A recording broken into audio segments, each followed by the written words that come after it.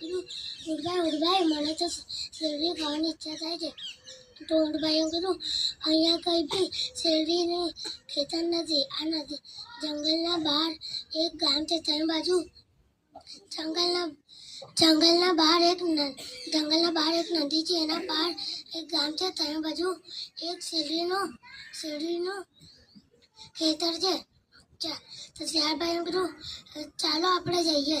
તો શિયાળભાઈ ઊંટભાઈ બંને થોડાક સમય પછી નદી પાસે પહોંચ્યા. અને પછી શિયાળભાઈ અને શિયાળભાઈએ શેરડીને દેખીને મોંમાં પાણી આવી ગયું. અને ઊંટભાઈ બી શેરડીને દેખીને ખુશ થઈ ગયા. અને શિયાળભાઈએ એમ કીધું ઊંટભાઈ મને તો તરતા નથી આવડતું. તો ઊંટભાઈએ એમ કીધું તમે મારા પીઠ પર બેઠી જશો. તો શિયાળભાઈએ એમ કીધું સારું. પછી ઊંટભાઈએ શિયાળભાઈને એમની પીઠ પર બેઠાડીને લઈ ગયા છે ખેતર બાજુ. પછી ઊંટભાઈની નજર પડી ખેતરના માલિક પર.